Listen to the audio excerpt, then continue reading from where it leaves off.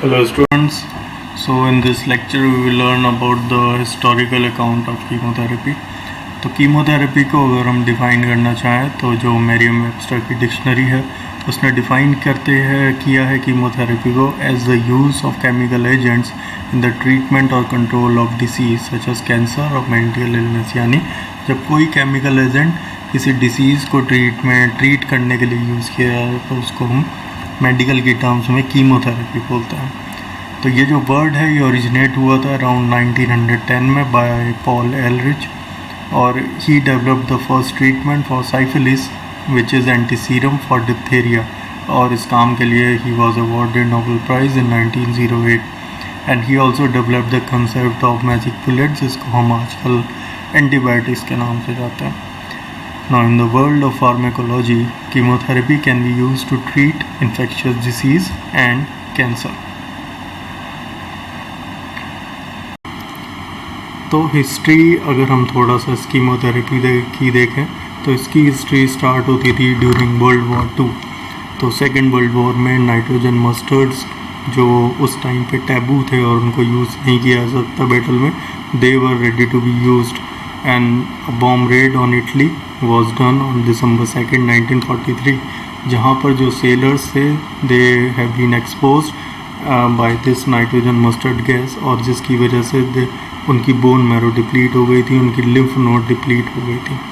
तो तब दो साइंटिस्ट थे गुडमैन और गिलमैन येल यूनिवर्सिटी में, उन्होंने म्यूरिन मॉडल्स डिस्कवर किए थे जिसमें लिम्फोमाज रिस्पॉन्ड किया था और नाइट्रोजन मस्टर्ड की थेरेपी हो पाई थी।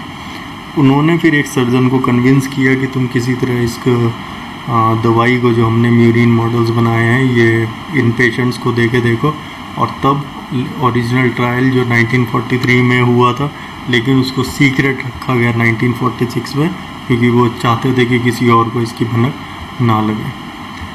तो 1940 के इस इंसिडेंट से लोगों ने बहुत कुछ सीखा। तो उन्होंने सीखा जो नाइट्रोजन मस्टर्ड था वो they are the alkylation of guanine nucleotides in DNA causing inhibition of cell division and ultimately apoptosis, यानी सेल डेथ हो जाती थी। लेकिन it showed promise, however responses to therapy was short and ultimately relapse. तो 1945-9 में again Sidney Farber and Dana Farber जो Buffalo New York में पैदा हुए थे साइंटिस्ट, उन्होंने डिस्कवर किया डेट फॉलिक एसिड एक्सेलरेट कर देती थी लिक्वेमिया ग्रोथ को।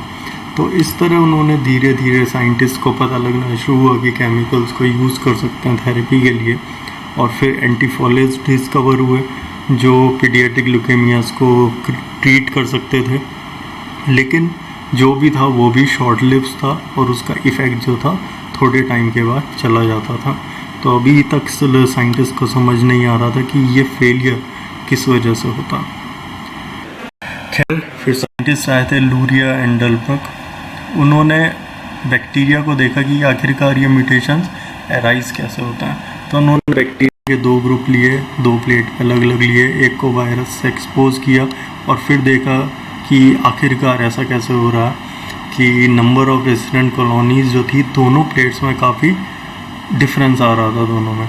तो हो सकता है ये जो एंटीबायोटिक का रेजिस्टेंस है because of some random mutations था। तो इसी तरह उन्होंने सोचा कि कैंसर सेल्स भी इससे कोई डिफरेंट नहीं है। So some cancer cells are inherently resistant to a chemotherapy agent due to randomness alone. तो यानी समरी ये थी कि केमिकल्स जो थे वो इन इरेगुलर सेल्स पे काम कर सकते थे, ट्रीट कर सकते थे, लेकिन कुछ कुछ रेसिस्टेंट भी होती थी किसी किसी की बॉडी उन पर्टिकुलर केमिकल्स से, तो वो काम करने की ज़रूरत थी। उसके बाद एक हाइपोथेसिस पुट फॉरवर्ड हुई जिसको गोल्डी और कोल्डमैन ने दिया। उन्होंने एक मैथमेटिकल मॉडल प्रेडिक्ट किया और जिससे उन्होंने दिखाया कि जो सोमेटिक म्यूटेशंस हैं उसकी वजह से ड्रग रेसिस्टेंस आता है। The probability of resistance to a drug is greater as the size of a tumour increases and the rate of division increases. So cancer is best treated by concomitant chemotherapeutic regiments that is multiple drugs given at the same time। तो ये जो single chemical जो कई बार fail हो जा रहा था, तो इसके लिए एक हाइपोथेसिस पुट फॉरवर्ड हुई कि हम सिंगल केमिकल ना देके केमिकल्स का एक पूरा कंपोजिशन दे बॉडी को, ताकि अगर किसी केमिकल की वजह से म्यूटेशन कॉज हो रही है तो दूसरा केमिकल उस म्यूटेशन को रोक सके। तो ये principle taken so far, the tumours need to show sensitivity to each agent, single agent यानी सारी दवाइयाँ सब मिलकर एक साथ काम करें, and drugs used in combination should have different mechanism of action, यानी हर ड्रग का अपना एक अलग मैकेनिज्म हो, तभी वो अच्छे से काम कर पाएंगी। तो इस बेस पे हमारे पास मेजरली 4 टाइप की कीमोथेरेपी होते हैं।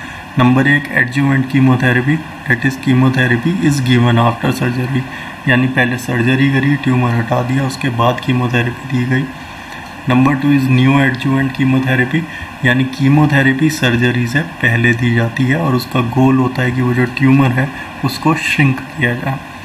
नंबर 3 होती है पैलिएटिव कीमोथेरेपी, जो इम्प्रूव सिम्टम्स के काम करने के लिए दी जाती है, सिर्फ जनरल एक कीमोथेरेपी जिसमें सर्जरी की कोई ज़रूरत नहीं होती। और 4 होती है क्यूरेटिव कीमोथेरेपी, जो मोर एग्रेसिव होती है, और ये एक तरह से लास्ट ऑप्शन होता है कि अगर इसकी वजह से क्योर हो सकते हैं तो ठीक है, नहीं तो उसका कोई क्योर नहीं है। तो अगर हम समरी वाइज देखें तो chemotherapy just a composition of group of chemicals that can be used to treat cancerous cells, infectious disease, यानी जो ट्यूमर्स होते हैं उनको ठीक करने के लिए, हमारी सेल की कोई भी रेगुलरिटी को ठीक करने के लिए जब हम कंपोजिशन का यूज़ करते हैं तो उसको हम कीमोथेरेपी कहते हैं।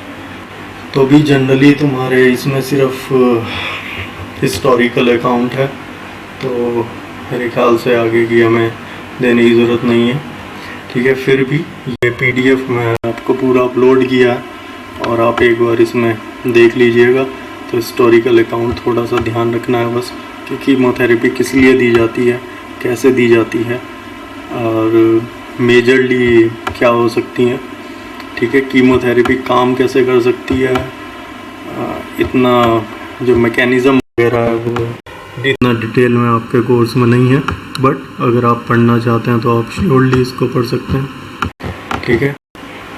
Okay, thank you.